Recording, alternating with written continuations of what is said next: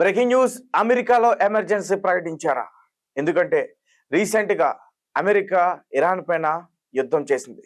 కొన్ని బాంబులతో దాడి చేస్తుంది. ముఖ్యంగా ఇరాన్ కి సంబంధించిన అణుస్థావరాలపైన అటాక్ చేసి దీన్ని స్వయంగా అమెరికా అధ్యక్షుడు డొనాల్డ్ ట్రంప్ ఆయన ఎక్స్ అకౌంట్ వేదికగా ఆయన పోస్ట్ చేయడం కూడా జరిగింది. అంటే ఇక అయిపోయింది, ఇంకా అంతా అయిపోయింది, యుద్ధం అయిపోయింది, మేము ఆ అణుస్థావరాల్ని పూర్తిగా ధ్వంసం చేసేసాం. ఇజ్రాయెల్ 10 రోజుల నుంచి ప్రయత్నిస్తున్న దాన్ని మేము ఒక్క రోజులోనే మొత్తం కూడా అంతం చేశాం. ఇక నుంచి ఇరాన్ లో శాంతి ఉండాలి. దయచేసి ఇరాన్ ఇప్పుడైనా అర్థం చేసుకోవాలి, లేదంటే మీరు దాడులకు ప్రయత్నిస్తే మాత్రం మేము ఖచ్చితంగా చెప్తున్నాం ఇరాన్ పైన ఇంకా ఘాటుగా దాడులు చేసే అవకాశం ఉంటుందని ఆయన ట్రంప్ మాట్లాడారు. అయితే దీనికి సంబంధించి ఖమేనీ కూడా ట్రంప్ కి వార్నింగ్ ఇచ్చారు. హౌతీలు కూడా ట్రంప్ కి వార్నింగ్ ఇచ్చారు. ఎందుకంటే ఒకవేళ ఇరాన్ పైన పూర్తి ఆధిపత్యం సాధించి ఇరాన్ని పూర్తిగా ధ్వంసం చేయాలంటే ఖచ్చితంగా రెడ్ సీ మార్గాన వాళ్ళు వచ్చి యుద్ధం చేయాల్సి ఉంటుంది. సో కాబట్టి ఆ రెడ్ సీలో వాళ్ళ వాళ్ళకి సంబంధించిన యుద్ధ నౌకలు కావచ్చు, సైనికులు కావచ్చు, ఖచ్చితంగా ఆ మార్గాన వస్తే హౌతీల చేతిలో అమెరికా సైనికులు కానీ అమెరికాకి సంబంధించిన యుద్ధ నౌకలు కానీ పూర్తిగా ధ్వంసం అవి నష్టం వచ్చే అవకాశం అయితే పూర్తిగా కనిపిస్తుంది. అయితే మరీ ముఖ్యంగా ఈ ఇరాన్కి సంబంధించి ఏదైతే ఫార్డో కావచ్చు, నటాన్స్ కావచ్చు, ఇష్వాహాన్ కావచ్చు, అసలు ఈ అణుస్థావరాల్ని ఎందుకు ధ్వంసం చేయాలని చెప్పేసి ఇజ్రాయెల్ అలాగే అమెరికా నిర్ణయం తీసుకుంటుంది. పాకిస్తాన్ దగ్గర కూడా అణుస్థావరాలు ఉన్నాయి. రీసెంట్ గా భారత్ కూడా వాటిపైన అటాక్ చేసింది. ఉద్దేశపూర్వకంగా కాదు, జస్ట్ భయపెట్టడానికి, హెచ్చరించడానికి. అలాగే చైనా కావచ్చు, బంగ్లాదేశ్ కావచ్చు, అమెరికా కావచ్చు, రష్యా కావచ్చు, భారత్ కావచ్చు, వీళ్ళ దగ్గర అణుస్థావరాలు ఉన్నాయి, న్యూక్లియర్ వెపన్స్ ఉన్నాయి. మా దగ్గర ఇన్నున్నాయని 120, 300 ఉన్నాయని గొప్పలు చెప్పుకుంటారు. అలాంటిది ఇరాన్ దగ్గర ఉంటే ఏంటి ఇజ్రాయెల్కి అలాగే అమెరికాకు వచ్చిన నష్టం ఏంటి అంటే, అసలు ఉగ్రవాదం అనేది ఇరాన్లోనే పుట్టింది. ఈరోజు పాకిస్తాన్లో కావచ్చు, ఇతర వేరే ముస్లిం కంట్రీస్లో కావచ్చు, ఉగ్రవాదులు అక్కడికి వెళ్ళి అక్కడ మరణ హోమాలని అన్ని కూడా సృష్టిస్తే ప్రయత్నం చేస్తున్నారు. ఇప్పటికే మనం చూసాం ఐఈడి బాంబులని, ఇతర వేరే వేరే బాంబులతో కొన్ని దేశాల్లో, మన భారతదేశంలో కూడా పహల్గామ్ అటాక్ కావచ్చు, అంతకుముందు జరిగిన దాడులు కావచ్చు, ఉగ్రవాదులు చేసిన చర్యలు, ఈ స్లీపర్ సెల్స్ ఆత్మాహుతి దాడులు కావచ్చు, ఇవన్నీ కూడా ప్రతి దేశంలో కూడా ఏదో ఒక రకంగా వీళ్ళు దాడులు చేస్తూనే ఉంటారు. సో అలాంటి వాడి చేతికి ఇరాన్ లాంటి దేశం ఉగ్రవాదాన్ని ప్రోత్సహించే ఇరాన్ లాంటి దేశం ఉగ్రవాదులకు గనక ఈ ఆయుధాలను ఇస్తే మాత్రం ఖచ్చితంగా ఇబ్బంది తలెత్తే అవకాశం ఉంది ప్రపంచానికి. కాబట్టి ఇరాన్ దగ్గర ఎట్టి పరిస్థితుల్లో కూడా వెపన్స్ ఉండకూడదు, న్యూక్లియర్ వెపన్స్ ఉండకూడదు. అలాగే ఆ న్యూక్లియర్ ఏదైతే తయారీ ప్రాంతం ఉందో అది కూడా ఉండే ఛాన్స్ అస్సలు ఉండకూడదు. ఇప్పటికే ఇరాన్ ఉపయోగిస్తున్న ఆయుధాలు ఉగ్రవాదుల చేతుల్లో పడటం వల్ల చాలా నష్టాన్ని చూస్తున్నాం.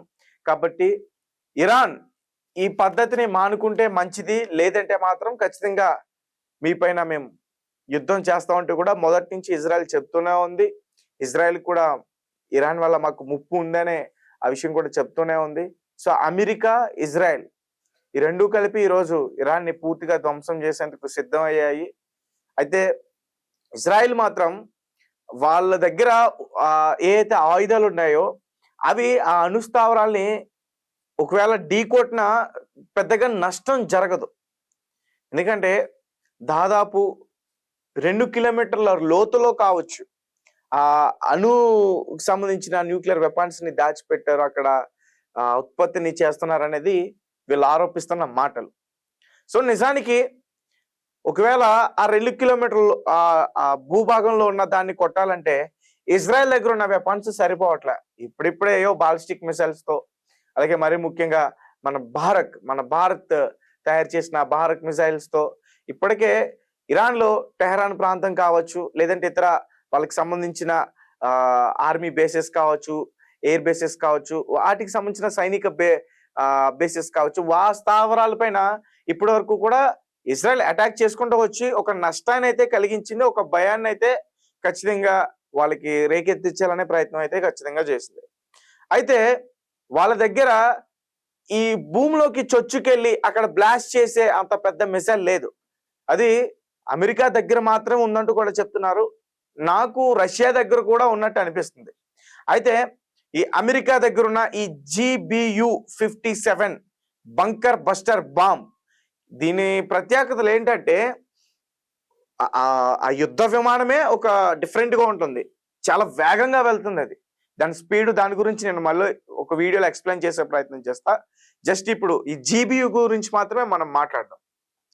సో ఈ GBU బాంబ్ ఏంటంటే అది అటాక్ చేసిన తర్వాత అక్కడ పడి బ్లాస్ట్ అవ్వదు. దాంట్లో ఒక బాంబ్ అమర్చి పెడతారు. ఆ ముందు భాగం ఎక్కడైతే టార్గెట్ ఉందో అక్కడ దాన్ని డ్రిల్ చేసుకుంటది, పెనిట్రేట్ చేస్తుంది. సో అట్లా డ్రిల్ చేసుకుంటూ అంతవరకు అంతవరకు ఎన్ని అడుగుల వరకు వెళ్ళాలో అంత వాళ్ళు ఫిక్స్ చేసి పెడతారు మొత్తం కూడా సిస్టమ్ ని. సో అంతవరకు వెళ్ళి అది అక్కడ బ్లాస్ట్ అవుతుంది.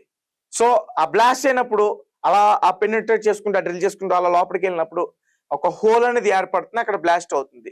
సో అదే ఆ హోల్లోకి మళ్ళీ టార్గెట్ ఫిక్స్ చేసి మళ్ళీ ఇంకొకటి దాన్ని సేమ్ అదే హోల్లో కుదులుతారు ఒక బాంబ్ ని. సో అవి పెద్దగా బ్లాస్ట్ అవడం వల్ల అక్కడ న్యూక్లియర్ వెపన్స్ కానీ ఇంకా ఏ వెపన్స్ ఉన్నా వాళ్ళు ఉన్న సైనికులు ఉన్న ఎవరున్నా సరే పూర్తిగా ధ్వంసం అయిపోతాయి. అదంతా కూడా ఒక భయంకరమైన ఒక భూకంపం వచ్చినప్పుడు భూమి ఎలా అయితే కంపిస్తుందో అంత కంపిస్తుంది ఆ ప్రాంతం.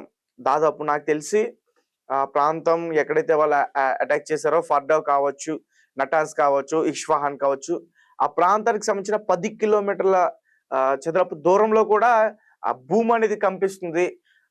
ఆ మేడల్లోకున్న అద్దాలన్నీ కూడా, బిల్డింగ్స్ కున్న అద్దాలన్నీ కూడా పేలిపోయే అవకాశం ఉంటుంది. బల్బ్స్ కానీ, లైట్ బల్బ్స్ కానీ, ఆ పవర్ సంబంధించిన ఎలక్ట్రికల్ ఇష్యూస్ కానీ ఇవన్నీ కూడా వచ్చే ఛాన్సెస్ ఉంటాయి.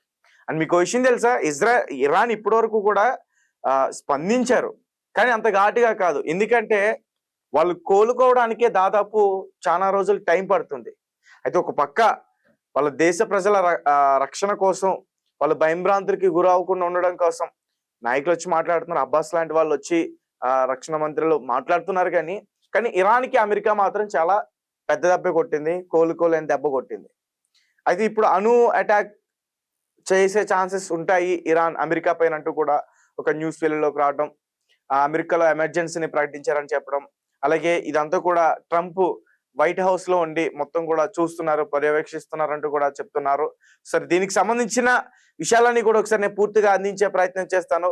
ఒకవేళ ఇరాన్ అమెరికాపై అటాక్ చేస్తే ఖచ్చితంగా ఇది వరల్డ్ వార్ 3 చాలా భయంకరమైన మరణ హోమాలను అయితే మనం ఖచ్చితంగా చూడాల్సి ఉంటుంది. అవసరమైతే మన భారత్ కూడా యుద్ధం చేయాల్సి వస్తుంది. సో చూద్దాం ఒకసారి, దీని గురించి పూర్తి విషయాలు కూడా చెప్తాను నేను. సో ఇజ్రాయెల్ ఇరాన్ కి జరుగుతున్న ఈ యుద్ధంలో అమెరికా కూడా అడుగుపెట్టింది. ఇరాన్ లోని 3 అణ్వాయుధ కేంద్రాలపై వైమానిక దాడులు సాగించింది. ఇరాన్ అణుస్థావరాలపై ఫోర్డో, నటాన్స్, ఇస్ఫహాన్ పై అమెరికాకి సంబంధించిన దళాలన్నీ కూడా దాడి చేశాయి. సో ఇరాన్ అణు సామర్థ్యాలను దెబ్బతీయాలనే ఉద్దేశంతో ఈ దాడి